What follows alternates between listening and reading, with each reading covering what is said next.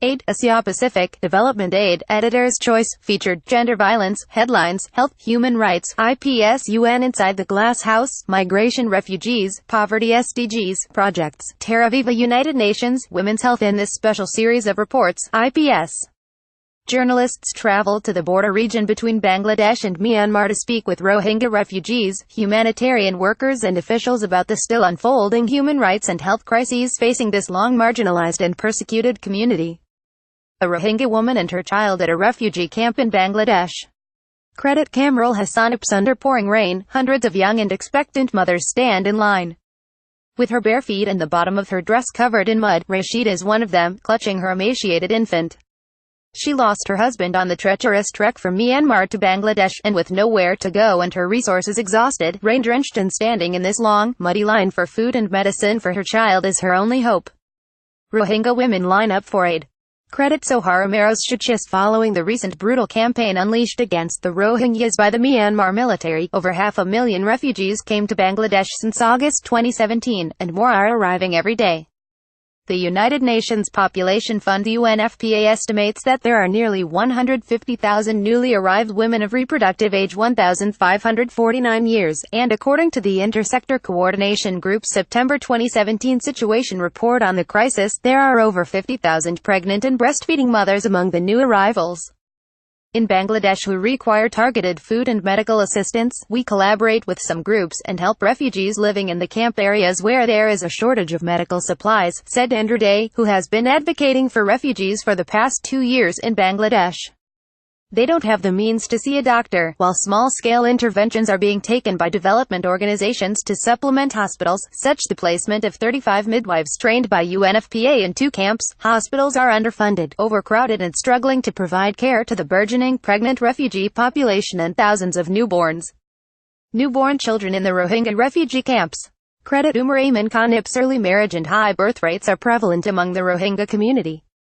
According to a flash report on mixed movements in South Asia by the Office of the UN High Commissioner for Human Rights OHCHR, a majority of the refugees were married young at 16 or 17 and gave birth at an average age of 18. In a rapid gender analysis assessment conducted by Karen Balakali makeshift camp at Cox's Bazar, it was found that many female respondents between the ages of 13 and 20 years had children and others are currently pregnant. The assessment uncovered that knowledge and practice of birth control was non-existent or very limited among the Rohingya refugees, and religious sentiment was a strong factor contributing to the emphasis placed on pregnancy and the aversion to contraceptives. Pregnancy is God's wish, said Jainal, whose wife was expecting their 6th child.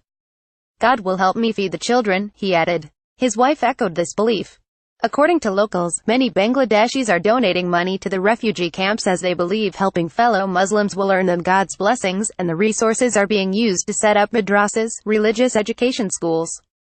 The imams of these madrasas advise against contraception, so while the government and relief agencies such as the International Organization for Migration IOM are trying to provide birth control options and information on family planning, Rohingya women refuse to comply.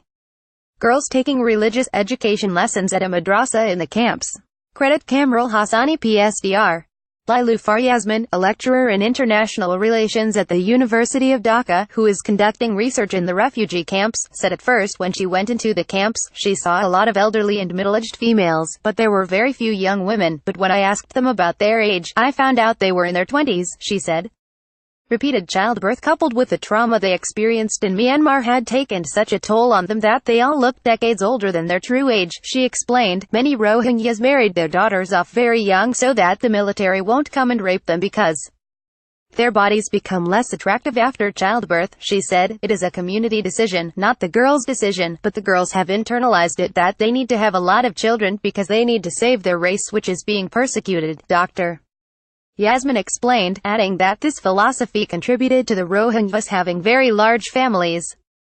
With thousands of Rohingya children soon to be born in Bangladesh, the need for ramped-up medical care is acute.